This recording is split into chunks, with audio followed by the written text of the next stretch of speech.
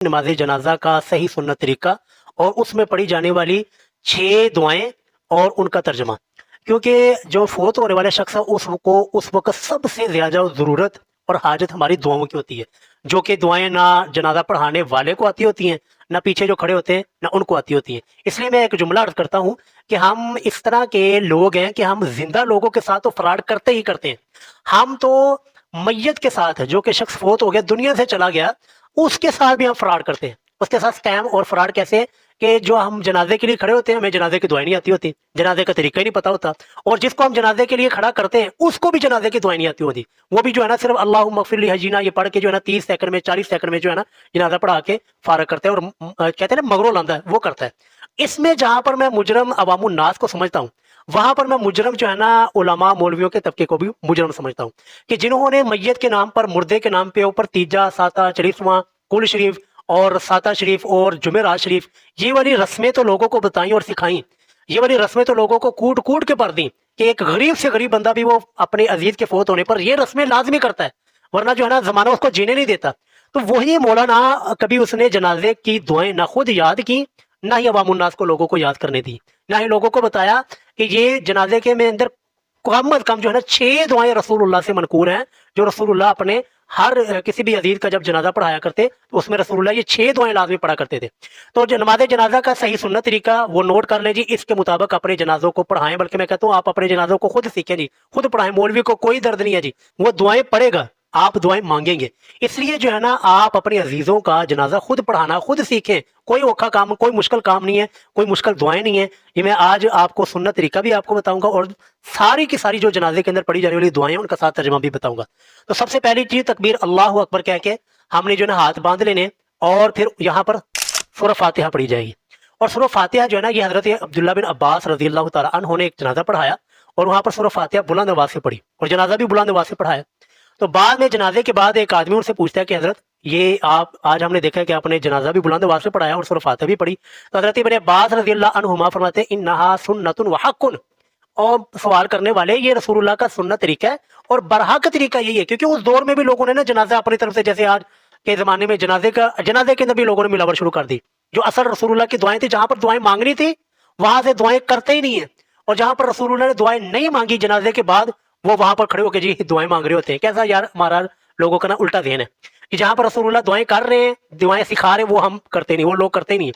तो बहरहाल जी सबसे पहली तकबीर के बाद सूरह फातिहा पढ़ी जाएगी, और सूरह फातिहा के बाद अगली कोई सूरत मिलाई जाएगी। हत्ता कि आप हैरान होंगे, कहते हैं ना हाँ हुक्म दिखाएं। जब आप कोई हदीस इनके सामने रखेंगे ना तो कहते हैं नहीं जी एदा रफूल देना हुक्म दिखाओ।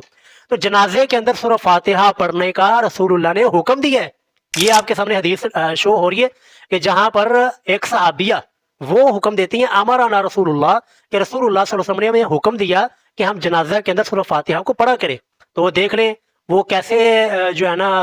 कैसी किस्मत के वो लोग हैं कि जिनका जनाजा ही सूरह फातिहा के बगैर होता है। सूरह फातिहा नहीं पढ़ते यार, वो ना वो नमाज में पढ़ते हैं ना नमाज जनाजे में पढ़ते हैं। हालांकि रसूलुल्लाह का हुक्म, आपका मुबारक अमल, सहाबी का अमल, वो यही बताता है कि जनाजे में पहली तकबीर के बाद सूरह फातिहा और उसके बाद अगली कोई सूरत मिलानी। अच्छा, उसके बाद दूसरी फिर तकबीर कही जाएगी। दूसरी तकबीर के बाद हमने दुरूद इब्राहिमी, जो हम नमाज में दुरूद पढ़ते हैं ना, वो दुरूद हम पढ़ेंगे। अच्छा, यहाँ पर भी देख लें लोगों ने मिलावट की हुई है। रसूलुल्लाह का सिखाया हुआ और तालीम किया हुआ दुरूद, जो कि आपने अपनी उम्मत को बाकायदा सिखाया, वो दुरूद छोड़ देंगे, और अपनी तरफ से अपने बुजुर्गों का जो बनाया हुआ दुरूद है ना वो जनाजे में शामिल किया हुआ है। हर चीज में मिलावट, हर मसला इन्होंने 2 नंबर बताया, हर मसले के अंदर रसूलुल्लाह की मुखालफत इन्होंने की हुई है। तो बहरहाल हम सीख रहे हैं सुन्नत तरीका रसूलुल्लाह का। तो रसूलुल्लाह सल्लल्लाहु अलैहि वसल्लम मुबारक का अमल ये था कि आप दूसरी तकबीर के अंदर दुरूद पढ़ा करते थे, और दुरूद इब्राहिमी आप सल्लल्लाहु अलैहि वसल्लम का मामूल था, और यही आपने अपनी उम्र को सिखाया।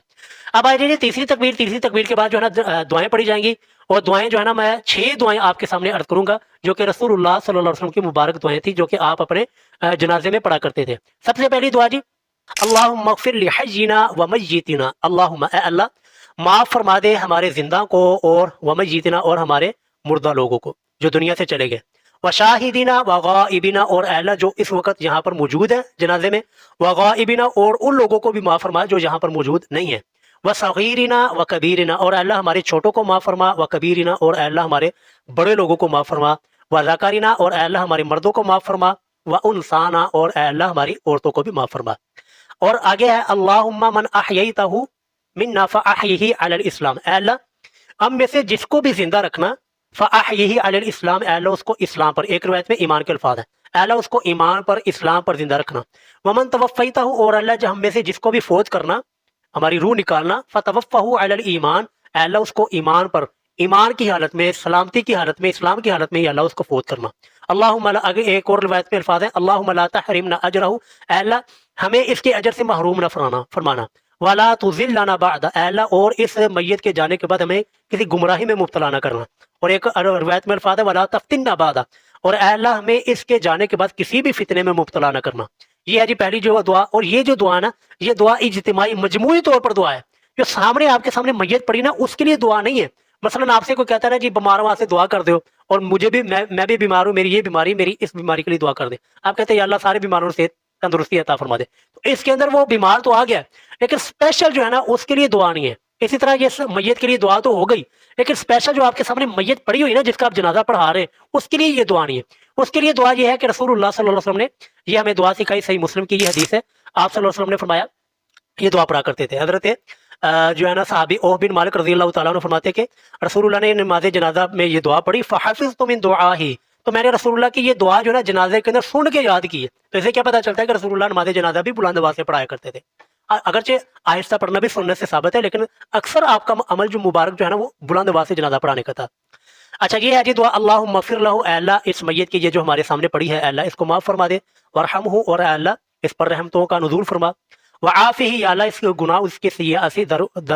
وعافہ، یا اللہ اس کو عافیت عطا فرما، وعفو عنہ، اور اے اللہ اس کے گناہوں سے، اس کی لغزشوں سے، خطاؤں سے یا اللہ درگزر فرما، واکرم نزولہ، اور اے اللہ اس کی بہترین عزت والی مہمان نوازی فرما۔ کتنی خوبصورت دعا، کتنی پیاری دعا، کتنے پیارے الفاظ ہیں، لیکن کیا ہے کہ ہمارے لوگ یہ پڑھتے ہی نہیں ہیں۔ ٹھیک ہے، جو رسول اللہ دعائیں سکھا رہے ہیں وہ ہم پڑھتے نہیں ہیں، اور جہاں پر رسول اللہ نے نہیں دعا کی وہاں پر جو ہے نا لوگ ہاتھ اٹھا کے دعا کر رہے ہوتے جنازے کے بعد۔ تو یہ دعائیں جو ہے نا پڑھیں، اور جنازے کے اندر رسول اللہ نے ہمیں سکھائی ہیں۔ وَأَكْرِمْ نُزُولَهُ، اے اللہ اور اس کی بہترین عزت والی مہمان نوازی فرما، وَوَسِّعْ مُدْخَلَهُ، اور اللہ اس کے داخل ہونے کی جگہ یعنی قبر کو وسیع فرما دے، وَغْسِلْهُ، اور اللہ اس کے گناہوں کو دھو دے، بِالْمَاءِ، پانی کے ساتھ، والثلج، اور برف کے ساتھ، والبرد، اور اولوں کے ساتھ، ونقہ، اور اللہ کو بالکل پاک صاف فرما دے، من الخطایا، گناہوں سے، کما، جیسا کہ نقیت الثوب الابیض من الدنس، جیسا کہ اللہ تو نے سفید کپڑے کو پاک صاف کیا ہے، من الدنس، ہر قسم کی میل کچیل سے۔ دیکھا نا جب سفید کپڑا ہوتا ہے اس پر میل کچیل داغ دبے ہوتے ہیں، جب اس کو دھویا جاتا ہے تو بالکل پاک صاف ہو جاتا ہے۔ تو یہاں کیا کہا جا رہا ہے، یا اللہ اس کو بھی اسی طرح گناہوں سے بالکل پاک صاف کر دے،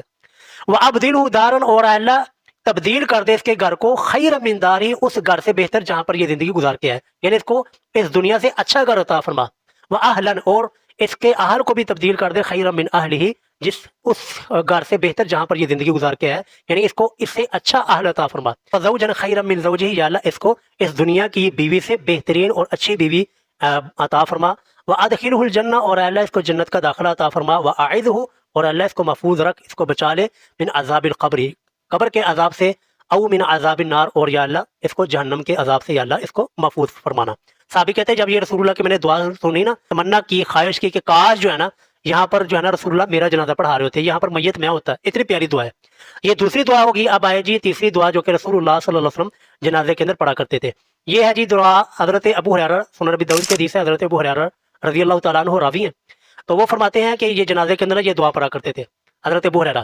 اللہم انت ربها، یا اللہ تو ہی اس کا رب ہے، یہ جو فوت ہونے والا، یا اللہ تو اس کا رب ہے، وانت خلقتہ، اور اللہ اس کو تو نے ہی پیدا کیا، وانت ہدیتہ، اور اللہ تو نے ہی اس کو ہدایت عطا فرمائی تھی، للاسلامی، اسلام کی،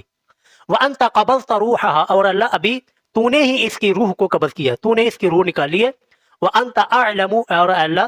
تیری ذات جو ہے اعلم زیادہ جانتی ہے، بسرها، اس کے مخفی معاملات کو، اور وعلانیتها، اور اس کے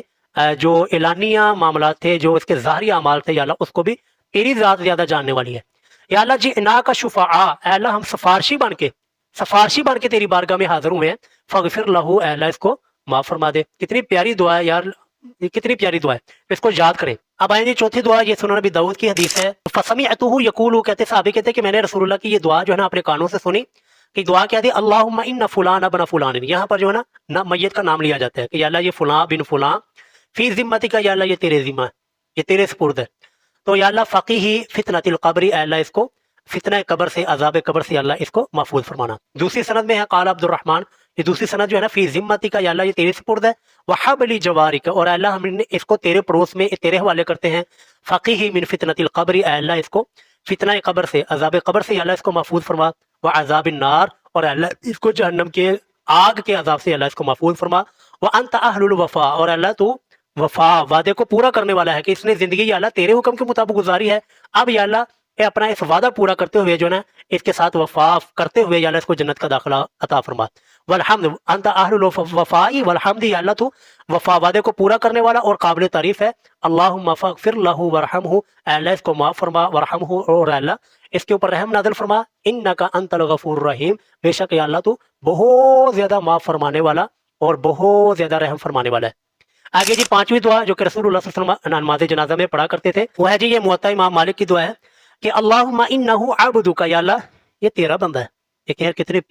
پیارے الفاظ ہیں، کتنی پیاری دعا ہے۔ اللہم انہ عبدک، یا اللہ یہ فوت ہونے والا تیرا بندہ ہے، وابن عبدک، اور تیرے بندے کا بیٹا ہے، تیرے بندے کا بیٹا ہے، وابن امتک، اور تیری بندی کا بیٹا ہے، کان یشہد، یا اللہ اپنی زندگی میں یہ گواہیاں دیا کرتا تھا، اللہ الہ الا انت، اے اللہ تیرے علاوہ کوئی معبود نہیں، یہ بندہ گواہی دیا کرتا تھا، وَأَنَّ مُحَمَّدًا، اور بے شک محمد صلی اللہ علیہ وسلم عبدک، یا اللہ وہ تیرے بندے، ورسولک، اور تیرے رسول ہے، یہ اپنی زندگی میں یہ بندہ گواہی دیا کرتا تھا، وَأَنْتَ أَعْلَمُ بِهِ، اور اللہ تو اس بات کو بڑی اچھی طرح ہم سے زیادہ جاننے والا ہے کہ یہ بندہ اس بات کا گواہی، بندہ اس بات کی گواہی دیتا تھا، اللہم ان کان محسنا، اے اللہ اگر یہ بندہ نیک ہے،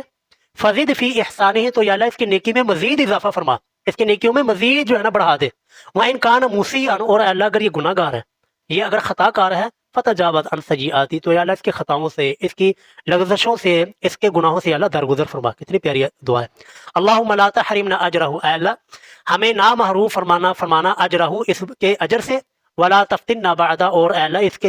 کے دنیا سے جانے کے بعد ہمیں کسی بھی فتنے میں مبتلا نہ فرمانا۔ یہ ہوگی پانچویں دعا۔ اور آگے چھٹی دعا جو ہے نا وہ سورۃ الحشر کی دعا ہے، ربنا اغفر لنا ولاخواننا الذین سبقونا بالایمان ولا تجعل فی قلوبنا غلا للذین آمنوا ربنا انک رؤوف رحیم۔ ترجمہ اس دعا کا کہ یا اللہ ہمیں بھی معاف فرما، ولاخواننا الذین، اور ہمارے ان بھائیوں کو بھی معاف فرما جو کہ ہم سے پہلے ایمان کی حالت میں دنیا سے چلے گئے، اور ولا تجعل فی قلوبنا غلا، اور اللہ ہمارے دلوں میں ہم سے جو پہلے جانے والے بھائی ہیں، مسلمان ہیں، اہل ایمان ہیں، ان کے بارے میں کسی قسم کی کوئی کدورت، کوئی بغض، کوئی حسد، کوئی کینہ ہمارے دل میں پیدا نہ ہو۔ ربنا انک رؤوف رحیم، یا اللہ تو بے شک بہت زیادہ شفیق، مہربان ہے اور بہت زیادہ رحم فرمانے والا ہے۔ تو یہ جی جنازے کی 6 دعائیں ہیں جو کہ رسول اللہ صلی اللہ علیہ وسلم کی مبارک سنت سے ثابت ہیں۔ ان دعاؤں کو خود بھی یاد کریں، لوگوں کو بھی بتائیں، اور جس کو آپ جنازے کے لیے کھڑا کریں تو اس سے ایک بار حال آ کے اس کو پوچھ لے کہ بھائی آپ کو دعائیں بھی آتی ہیں جنازے کی، جو آپ جنازہ پڑھانے کے لیے آگے ہیں تو جنازے کی دعائیں بھی آتی ہیں، اگر اس سے جنازے کی دعائیں نہیں آتی تو اپنی میت کے ساتھ رحم کریں جی، اپنے عزیز رشتہ داروں کے اوپر رحم کریں، ایسے لوگوں کے ہاتھوں اپنے میتوں کا استحصال نہ ہونے دیں، ان کو دعائیں یاد کروائیں، مولانا صاحب کو یاد کروائیں، نہیں آتی تو آپ اپنے جنازوں کو خود پڑھائیں۔ اللہ ہمارا حامی و ناصر۔